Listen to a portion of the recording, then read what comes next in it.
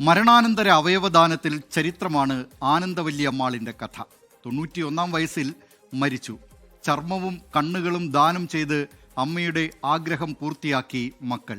അങ്ങനെ സംസ്ഥാനത്ത് ഏറ്റവും പ്രായം കൂടിയ ചർമ്മം ദാനം ചെയ്ത ആളായി മാറി മരണശേഷം ആനന്ദവല്ലിയമ്മാൾ. കേരളത്തിന് ഒരുപക്ഷെ ഇതുവരെ അങ്ങനെ കേട്ടുകേൾവിയില്ലാത്ത ഒരു കാര്യമാണ് ഈ ത്വക്ക് ദാനം ചെയ്യുക എന്നത്, ചർമ്മം ദാനം ചെയ്യുക എന്നത്.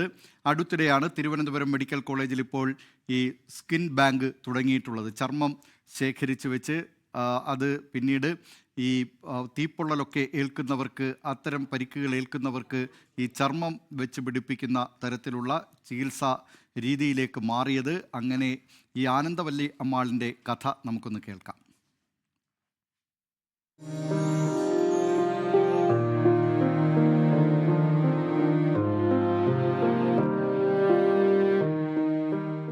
ഇരുപത് വർഷം മുൻപ് ഭർത്താവിന്റെ മരണസമയം ആനന്ദവല്ലി അമ്മാൾ തീരുമാനിച്ചതാണ് താൻ മരിക്കുമ്പോൾ കഴിയുന്ന എല്ലാ അവയവങ്ങളും ദാനം ചെയ്യണമെന്ന്. കഴിഞ്ഞ ശനിയാഴ്ച 91 വയസ്സിൽ വീട്ടിൽ വെച്ച് മരണം. അമ്മയുടെ ആഗ്രഹം പൂർത്തീകരിക്കാൻ മക്കൾ കൈകോർത്തു. പ്രായം കൂടുതലായതിനാൽ മറ്റ് അവയവങ്ങൾ എടുക്കാൻ കഴിയില്ലായിരുന്നെങ്കിലും ചർമ്മവും കണ്ണുകളും ദാനം ചെയ്തു. എൻ്റെ അച്ഛൻ മരിച്ചു പോയപ്പോൾ ആ ചിത ദഹിപ്പിച്ചതിന് ശേഷം നമ്മൾ ചിതാഭസ്മം എടുക്കാനായി ഞാൻ അവിടെ ചെന്നപ്പോൾ കുറച്ച് എല്ലുകൾ പോലും ബാക്കിയില്ല, അവശേഷിക്കാത്ത ഒരവസ്ഥയാണ്.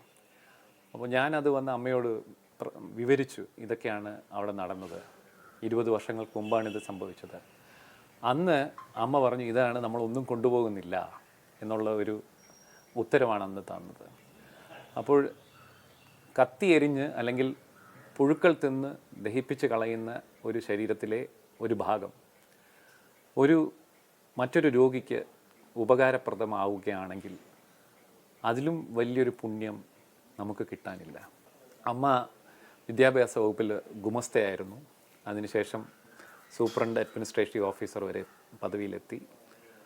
അമ്മ വളരെ ലളിതമായ ഒരു ജീവിത രീതി അവലംബിച്ചിരുന്നു. കൃത്യമായ നിഷ്ഠ, ആഹാരം കഴിക്കുന്നതാണെങ്കിലും ഉറങ്ങുന്നതിലുമെല്ലാം കൃത്യമായ ഒരു നിഷ്ഠ പാലിച്ചിരുന്നു. തിരുവനന്തപുരം മെഡിക്കൽ കോളേജിൽ സ്കിൻ ബാങ്ക് രൂപീകരിച്ച ശേഷം നടന്ന രണ്ടാമത്തെ ദാനം. ആദ്യമായി മെഡിക്കൽ സംഘം ഒരു ദാതാവിന്റെ വീട്ടിലെത്തി അങ്ങനെ ത്വക്ക് സ്വീകരിച്ചു.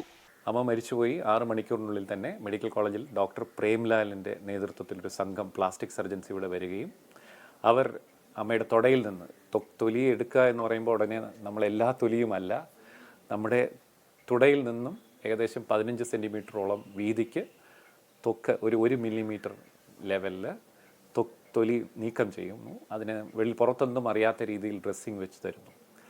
ഈ തൊലി പിന്നീട് മെഡിക്കൽ കോളേജിൽ കൊണ്ടുപോയി -6 ഡിഗ്രി താപനിലയിൽ സൂക്ഷിക്കുന്നു. അത് പ്രോസസ്സ് ചെയ്തതിന് ശേഷം അതിന് ആവശ്യക്കാർക്ക്, അതായത് പൊള്ളലേറ്റ് വരുന്ന രോഗികൾക്കാണ് ഏറ്റവും കൂടുതൽ ഇത് കൊടുക്കുന്നത്. കഴിഞ്ഞ സെപ്റ്റംബറിലാണ് തിരുവനന്തപുരം മെഡിക്കൽ കോളേജ് ആശുപത്രിയിൽ സ്കിൻ ബാങ്കിന്റെ പ്രവർത്തനം ആരംഭിച്ചത്. സ്വീകരിച്ച ത്വക്ക് ഡോക്ടർ AP പ്രേംലാലിന്റെ നേതൃത്വത്തിൽ കെമിക്കൽ പ്രോസസ്സിംഗ് നടത്തുകയാണ്. 3 ആഴ്ചത്തെ പ്രോസസ്സിംഗിന് ശേഷം പൊള്ളലേറ്റ് ചികിത്സയ്ക്കെത്തുന്ന രോഗികൾക്ക് ത്വക്ക് ഉപയോഗിക്കാനാകും. പൊള്ളലേറ്റ രോഗികൾക്ക് സംഭവിക്കുന്നതെന്നാൽ അവരുടെ തൊലിയൊരു ഭാഗം നഷ്ടപ്പെടുന്നു. അപ്പോൾ അതുവഴി ധാതുക്കളും നീരും, അതായത് ജലവും നഷ്ടപ്പെടുന്നു, പ്രോട്ടീൻസ് നഷ്ടപ്പെടുന്നു, അസഹ്യമായ വേദനയിൽ കൂടെ കടന്നു പോകുന്നു, അണുബാധ വരുന്നു. അപ്പോൾ ഇവർക്ക് ഈ മരണാനന്തര ദാതാവിൻ്റെ തൊലി വെച്ച് പിടിപ്പിക്കുകയാണെങ്കിൽ അതുവഴി നിർജ്ജലീകരണം, ഡീഹൈഡ്രേഷൻ സംഭവിക്കാതിരിക്കുന്നു, വേദന ഒരു പരിധിവരെ കുറയുന്നു, അണുബാധ ഉണ്ടാകാത്ത ഒരവസ്ഥ വരുന്നു. നിങ്ങളെല്ലാവരും ആലോചിക്കേണ്ട ഒരു കാര്യമുണ്ട്. നാം മരിക്കുമ്പോൾ, നമുക്ക് ചുറ്റുമുള്ളവർ മരിക്കുമ്പോൾ ഏറ്റവും സങ്കടകരമായ ഒരു നിലയിൽ കൂടി നമ്മൾ കടന്നു പോകുന്നു. ആ സമയത്ത് മറ്റൊരു വ്യക്തിയെ സഹായിക്കുവാനുള്ള ഒരു അവസരമാണെന്നൊരു മനസ്സിൽ തോന്നലുണ്ടാവുകയാണെങ്കിൽ ദയവേത് മരണപ്പെട്ട വ്യക്തിയുടെ കണ്ണും തൊലിയും എന്തൊക്കെ ദാനം ചെയ്യാൻ പറ്റുമോ അതൊക്കെ ചെയ്യുക. അതുവഴി ഒരു വ്യക്തിയെയും അയാളുടെ കുടുംബത്തെയും സമൂഹത്തെയും നമുക്ക് സഹായിക്കുവാൻ സാധിക്കും. സ്ത്രീ ചിത്ര തിരുനാൾ ഇൻസ്റ്റിറ്റ്യൂട്ടിലെ ന്യൂറോ സർജറി വിഭാഗം മേധാവിയായ ഡോക്ടർ ഈശ്വറാണ് ആനന്ദവല്ലി അമ്മാളിന്റെ ഒരു മകൻ. റിട്ടയർഡ് LIC ഉദ്യോഗസ്ഥൻ HV കുമാർ, B മാലിനി എന്നിവരാണ് മറ്റു മക്കൾ. മരണാനന്തര അവയവദാന കണക്കുകളിൽ സംസ്ഥാനം വളരെ പിന്നിലാണ്. ഈ കണക്കുകൾക്കിടെയാണ് 91 വയസ്സുകാരി ആനന്ദവല്ലി അമ്മാളിൻ്റെ ജീവിതം വ്യത്യസ്തമാകുന്നത്. അവയവദാനം നടത്തണമെന്ന ആനന്ദവല്ലി അമ്മാളിൻ്റെ ആഗ്രഹം മക്കൾ ഒന്നിച്ചു നിന്ന് സാധിച്ചു കൊടുത്തു. അങ്ങനെ ഒരു പുതുമാതൃക സൃഷ്ടിക്കപ്പെട്ടു. ഷൈജു ചൗധരിക്കൊപ്പം ഉമേഷ് ബാലകൃഷ്ണൻ, 24 തിരുവനന്തപുരം.